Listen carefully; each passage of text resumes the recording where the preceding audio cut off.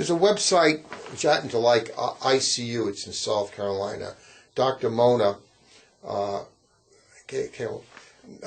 mentions to keep a diary of what you're going to eat and prepare, sort of like what you tell everybody. Mm-hmm. And they've shown studies. The ones who go through that effort are the success stories. That's exactly right. So in other words, if you can plan out and you stick to your plan and write what you did eat and see what you did do, that person's really making a concerted effort to be successful. That's exactly right.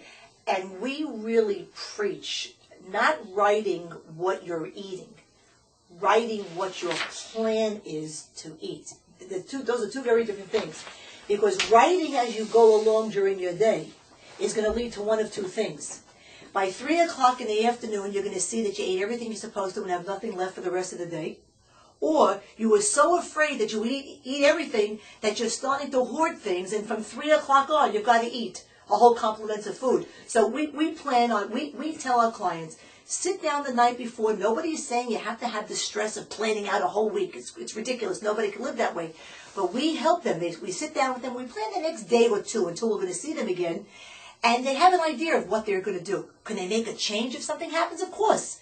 But they have an idea. And then there's nothing to think about for 2 days. They know exactly what they're going to do. This is very close to something that we're hearing in the news. We have a company that might go bankrupt called GM. They have to go on a diet. But the one thing that no one wants to help them with, they had no plan. Right. If they planned their diet and was successful, cut down the expenditure, in this case dollars, okay, and they get less overweight, and that's where they are right now. They're overweight. They're obese. They're obese. If they got a little bit trimmer and a little leaner, and they had plans, people would say they helped themselves. We just gave them a little bit of a jump start. So it's no different than GM. Listen, you don't get successful in life at anything. I don't care whether it's weight loss, building a house, becoming a doctor or a lawyer. You do not get success without having a plan, period. So in other words, your plan could be the plan for GM. Is that correct? They could go on a little bit of a diet. See? That's right. They should go on a little bit of a diet, but they have to have a plan. They have to have a plan for success. And people noticed they didn't like what they saw. They had no plan. And they didn't come to Washington driving a car. They flew in private jets with who knows what they're eating on the thing.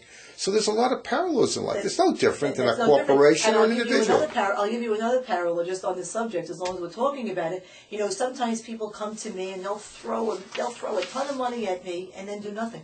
Like they think that just by coming into the program and paying us, they've already started losing weight. That's not how it works. Oh, they confess the sins to you. There's work involved. Just like going to Washington and having the government throw billions of dollars at GM doesn't solve the problem.